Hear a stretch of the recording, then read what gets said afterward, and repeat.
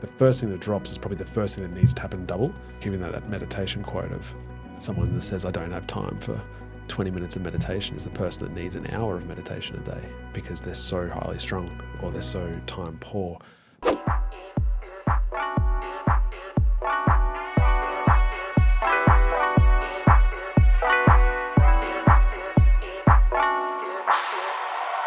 Welcome back, or welcome to another episode of the Success Times Happiness podcast. I'm your host, Richard Thompson. Today, we are talking about the 7 areas of our lives, picking apart each of them to be better humans going into next year. To do that, we have asked for our friend Heidi Sowerby to play along and to discuss these areas of our lives. Heidi wears a number of hats. She is a wife to Mark. They have 2 boys in their teens and early 20s.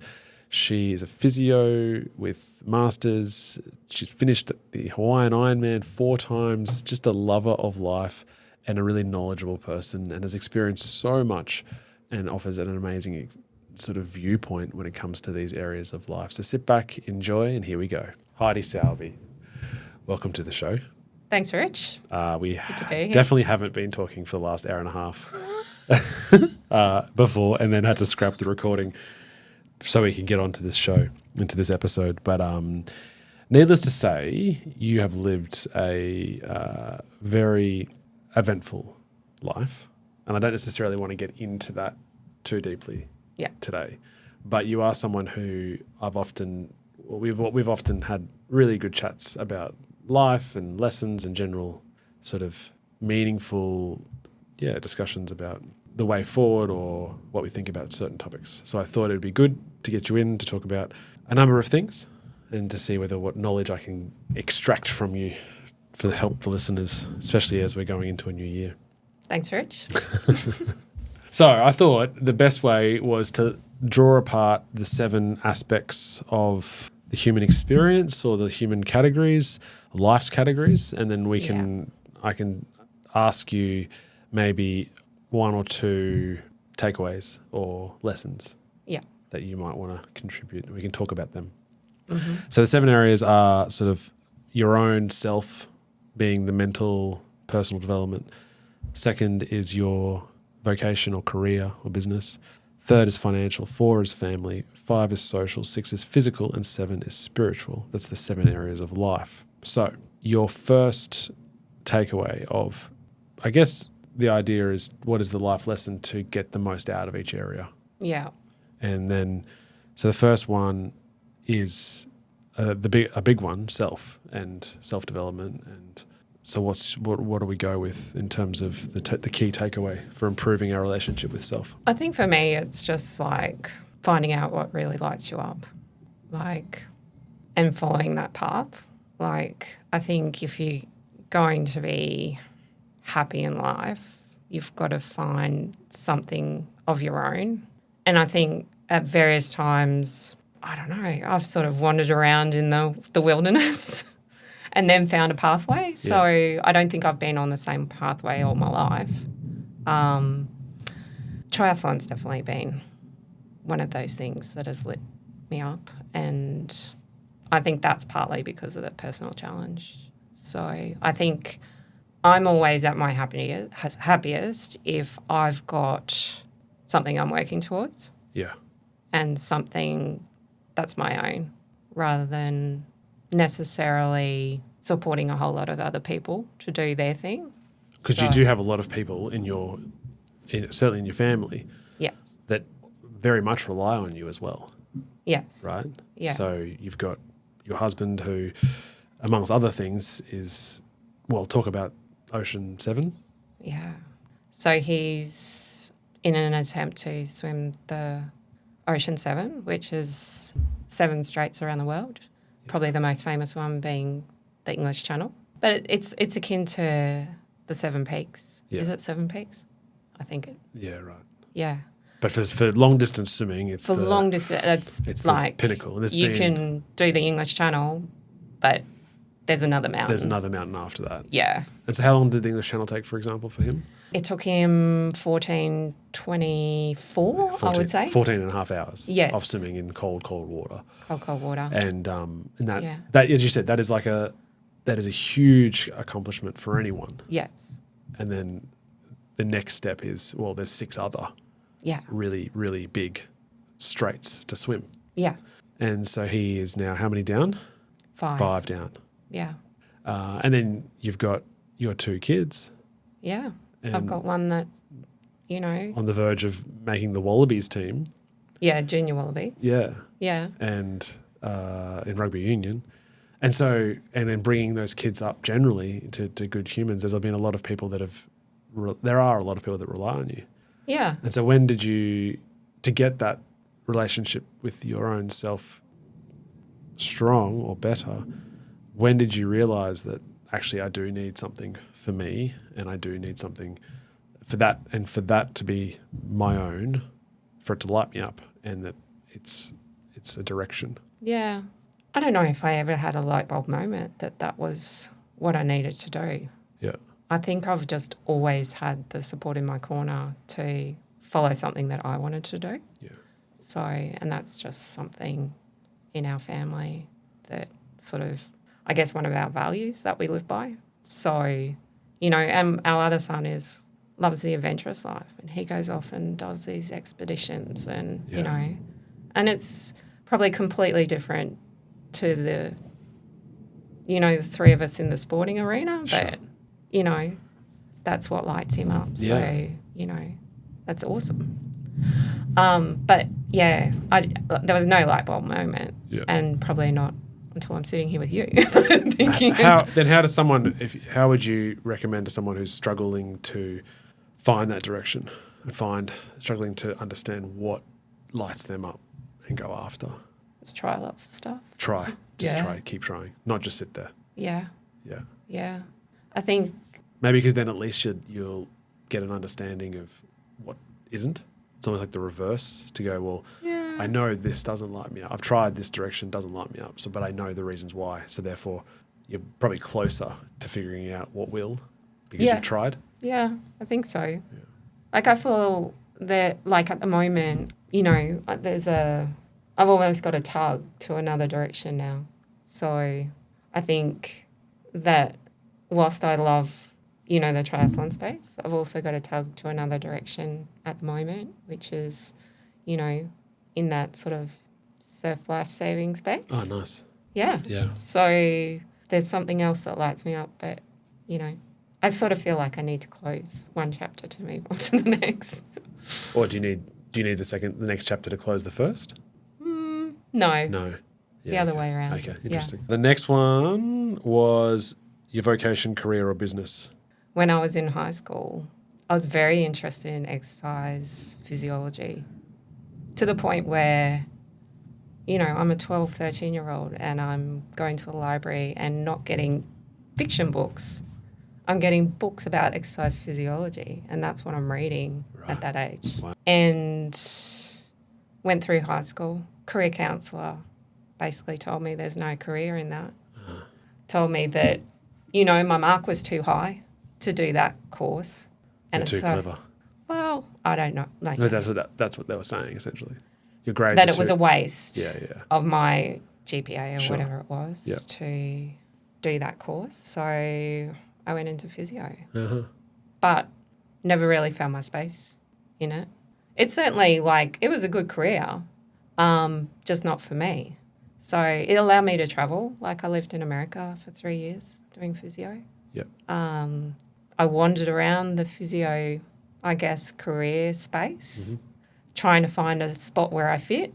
I did a master's in sports physio, trying to grab on to some more exercise physiology, but never really ended up where I wanted to be. Yeah. So, yeah.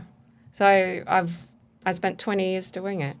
I don't regret it, because I think when I started my career, you know, that's what people did. They did a course, they took on an occupation, and you stuck with it because of the time invested in it, the money invested in your course. Yeah, you don't want to start from zero again doing something else. Yeah. So I think, you know, if you look at how much time you spend in your occupation, it's it's a third of your working life. That's how much time you spend at work. You might as well enjoy it, right? I enjoyed aspects of it. And what's your relationship with regret generally, like, do you think events in life are regrettable, or do you think that it's all been a tapestry of what makes you who you are today? As in events that have happened to me? Generally, yeah. Yeah. It does make you who you are. Yeah. It certainly makes you wise to, I guess, just general life philosophies. But I think for me, I've sort of ended up in a place where I can look back and go, I didn't love that moment, but I appreciate now what has come of it and where I am because of it. So, yeah. Yeah, fair play. The next one is financial. You have said money doesn't buy you happiness. That's pretty cliche. It is For you, cliche, right? Well, it doesn't, right? Sure. Once you get to the point of financial stability, Yes. does it?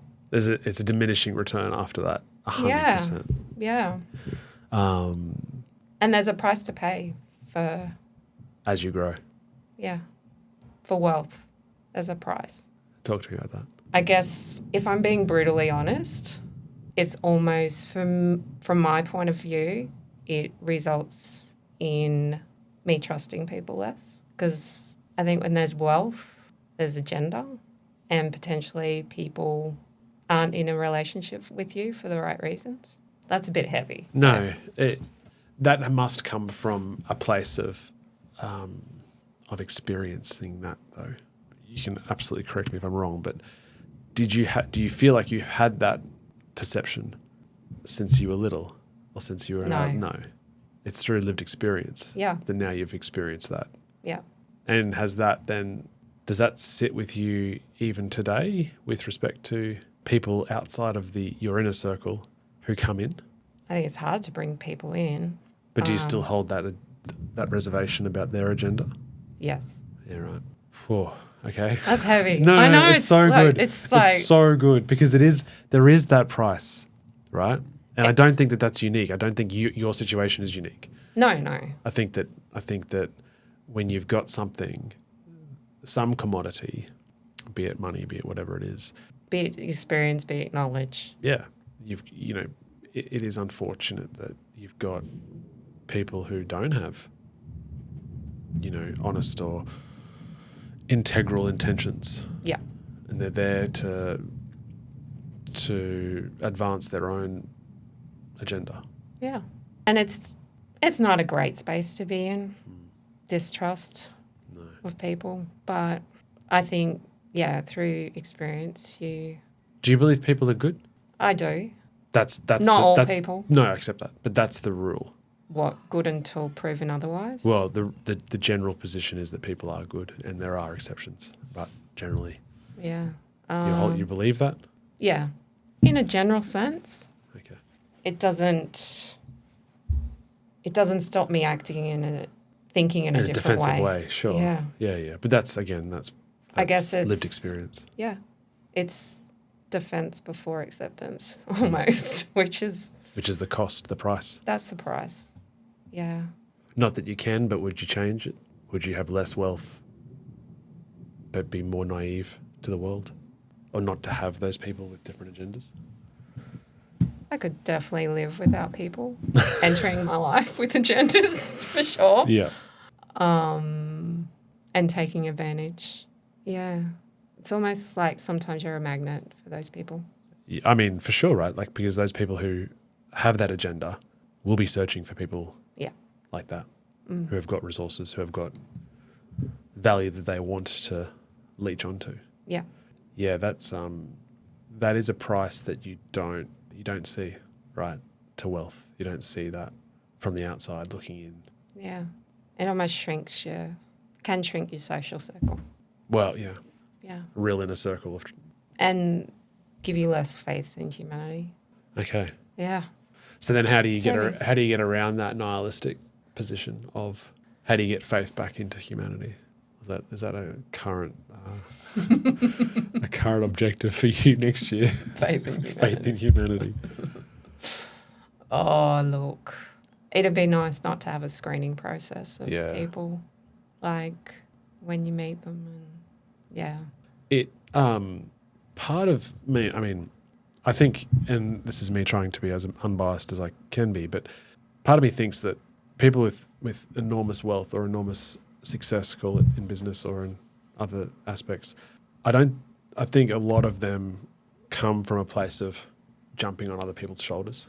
Yeah. Like to progress, whether or not that person is trying to lift them up or whether it's they've actually just jumped on it involuntarily to try to get ahead. But I feel like yourself and Mark are people who are of genuine heart and a genuine intentions, and for lack of a better description, just really good people and with a really strong moral compass.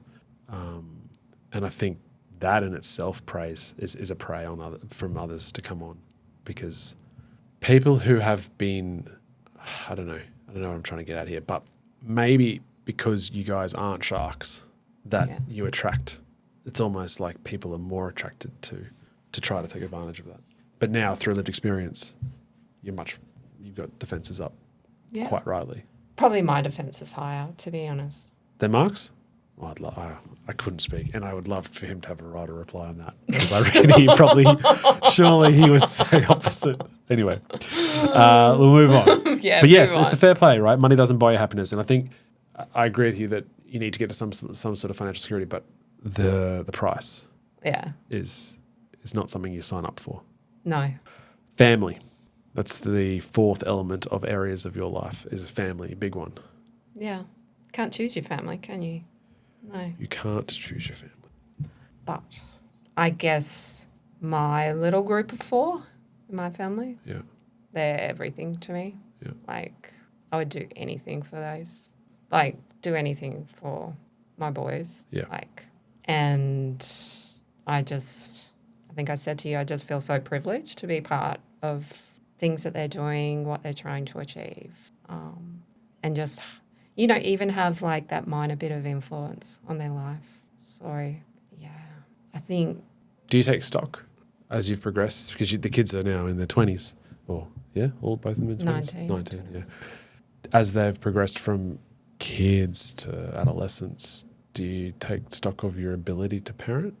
Or have you just, because they have really good kids as well, so is that just been you're just lucky? Or have you, obviously you both are very good people, right, as I said, but is it something that you've reflected on during the process? Yeah. We've pulled ourselves up a few times and gone, actually, we need to change direction here. Yeah, okay. Like, there is something that's not going in the right direction here.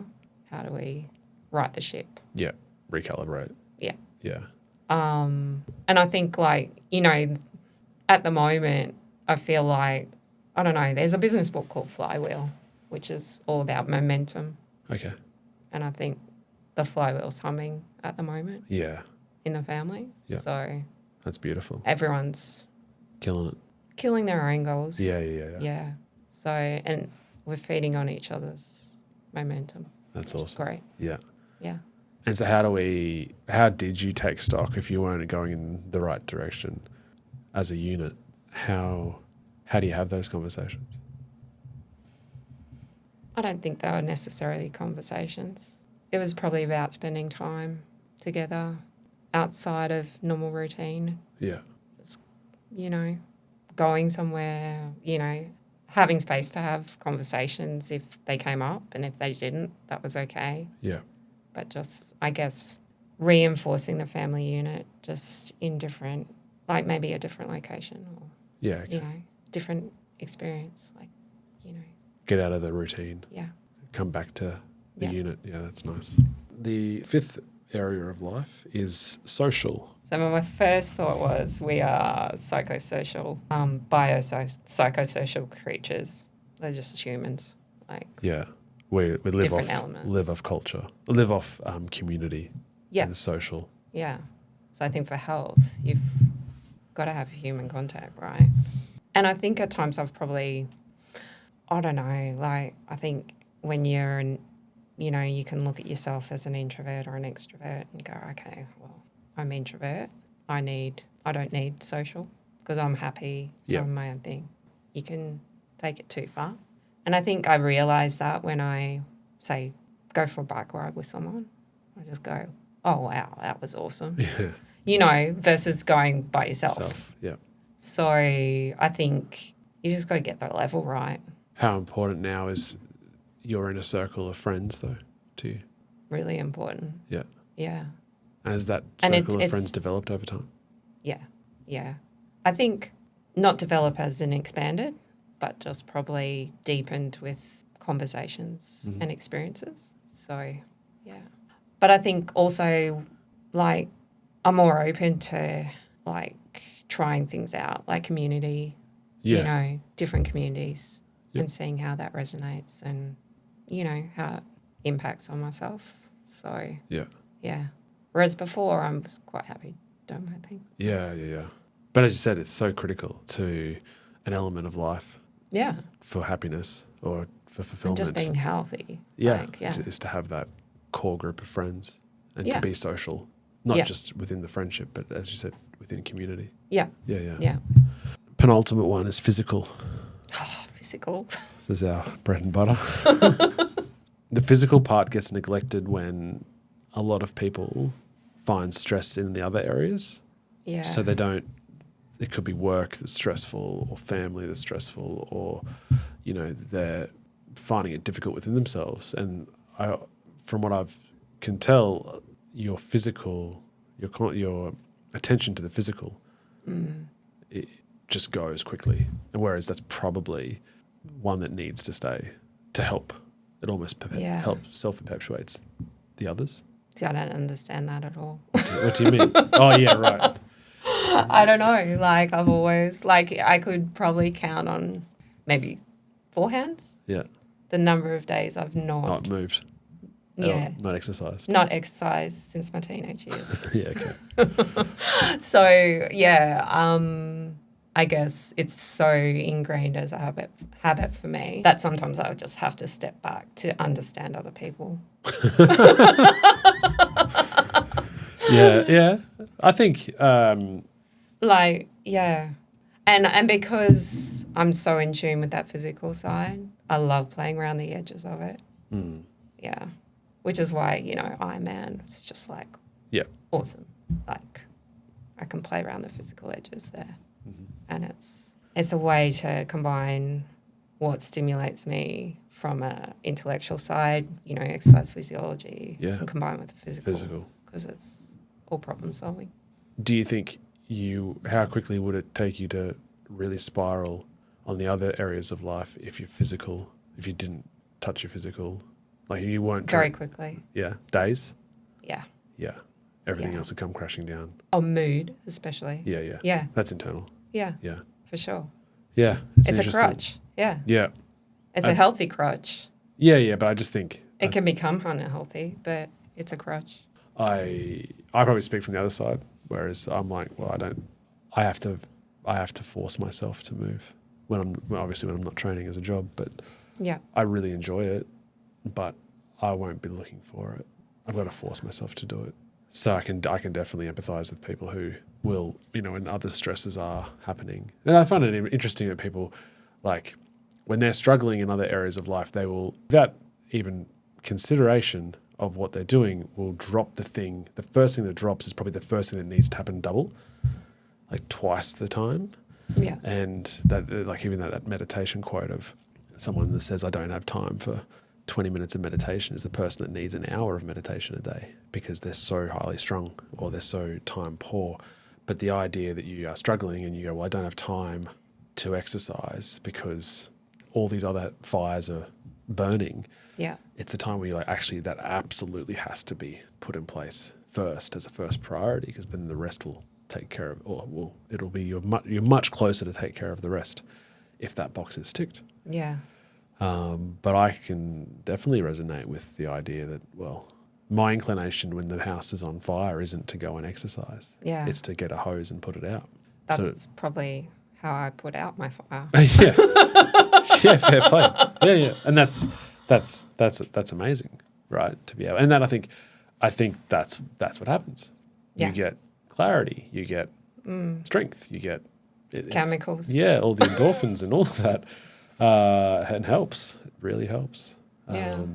So I think there's a lot of merit to that. And I guess going into the new year, it's just a reminder to be able to say, look, make sure you do that. Make sure people don't forget when the house is on fire. Don't forget to neglect that area of the area of your life, because there's a lot of research to suggest that that's so critical to help the rest of it. For sure. Yeah. You know, like We're meant to move. Yeah, yeah. And I just think of like there's the physio coming back. Yeah. Finally, 20 years of clinical practice. That's what we you get something. But you know, I think of Nick Quinn, my best mate, who when he's got high level stress at work, physical exercise is the first thing that goes, and then that perpetuates the down spiral, the difficulty, the stress, all of it, because he hasn't been able to move. Yeah. Whereas if you said, well, if you promised to yourself or forced it that if you're in a really stressful environment, a stressful situation with any area of your life, almost double the physical, I think that you get a lot out of that. Yeah. The fires would be a lot smaller potentially. Yeah. But I think like the barrier to get to that stage of moving, there's no barrier for me. Sure. Because that's habit. Yeah. Yeah. But what I've found as well in that I like just walking.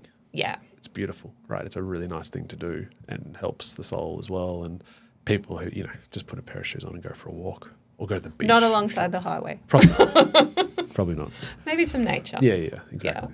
Yeah. But no, I think that's a great takeaway. Finally, spiritual. It's the last area of life. So it's about finding connection to something bigger than yourself. Yes, 100%. I mean, in whatever that looks like. Like religion, I think, is just one of the things that could potentially be, right? And it almost, you need to have faith in something, or I can see why religion's so popular, because it offers that. And it offers community. Exactly. I think for me, like, I don't know, like my higher connection is to, I guess, earth and nature. Yeah. It's not to a higher being. Sure. Yeah. The spirituality is within nature. Yeah. If you look at the 7 elements of life, it's probably the one that I neglect the most. Interesting. Yeah. Maybe that's a flaw in my personality. No. I think solve some things. I like the idea of, and I take this from Jordan Peterson, the idea of you need something that's bigger than you to believe in, and he postulates that there's no bigger idea than to believe in the truth and to follow that path and to say, well, I have faith that if I follow the truth, and he says that you've got to know the truth, right? Mm-hmm. Which is not nothing. What is your truth? I think that the truth needs to be that people are good. Yeah. And to follow your truth, right? Yeah. And which isn't easy, right? Which is uncomfortable conversations. It's uncomfortable decisions. But the idea of having faith in that path, faith in that journey to go, I will follow my truth no matter what the consequences are. Yeah. Because the alternative is not the answer. The alternative is horrific by not doing it.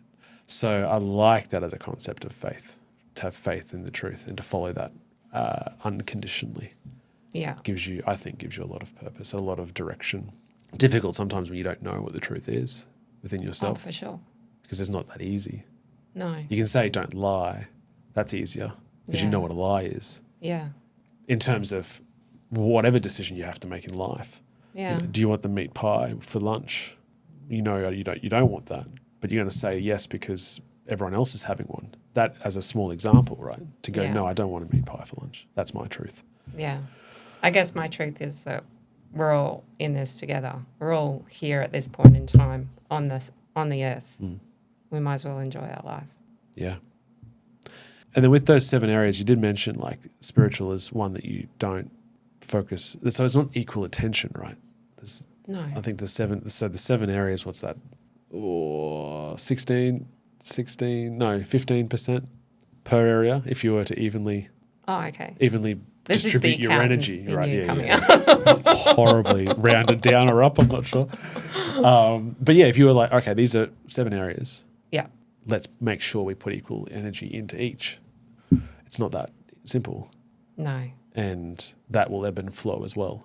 Yeah, there's Given never any- balance, right? Never balance. So then how do we make sure that they're all humming along with momentum? Do they all have to be humming along with momentum? No, I guess not. And I guess it's the priority that you put on each of them. Yeah. But the theory is that they're all 7 very important aspects of your own life. Yeah. I guess if you want to go off and do a Buddhist retreat because you want to elevate your spiritual Spirituality. side, you go and do that. Yeah. If you want to go do an Ironman because you want to elevate your physical side, it's probably not going to help your financial side. Or your family side. Your family side, your Or marriage. social or Social. anything else. Exactly. But God, you're physically you'll be top notch. Mint. Yeah. Yeah. But that is part of it, right? In terms of finding an agreeable balance, Yeah.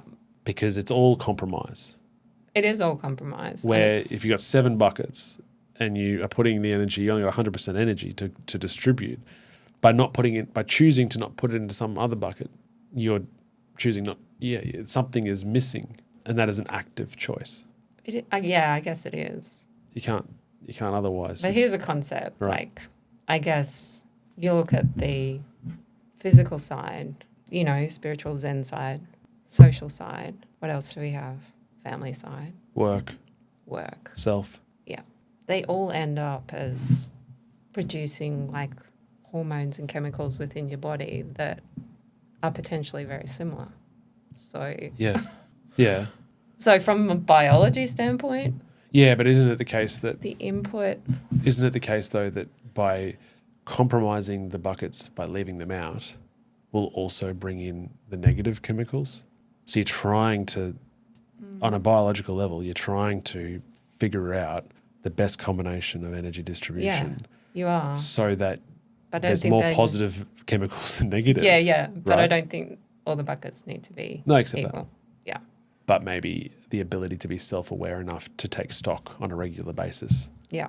however regular that needs to be, to make sure that the positive chemicals are outweighing the negative For sure.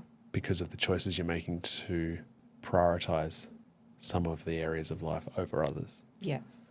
I mean, if you're so focused on wealth, you neglect the physical, Yeah. you neglect the spiritual.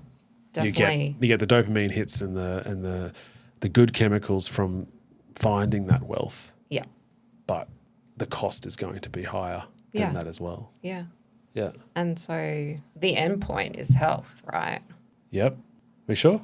Yeah, I am. How do you define that? Physically, you mean? Yeah, I guess so. Yeah. Mental, spiritual, just how you function as a human being. Health. Yeah, but it is that mental, Yeah. physical, Yeah, spiritual. What makes you up as a person? Yeah. That's what you're trying to achieve. Health in that whole concept, Yeah. not what's your blood pressure. Yeah. Because what's the point of having great blood pressure if you absolutely hate yourself, or you have no social interaction, or you can't afford rent, or what's the point of having great blood Yeah. pressure if that's the situation? Yeah.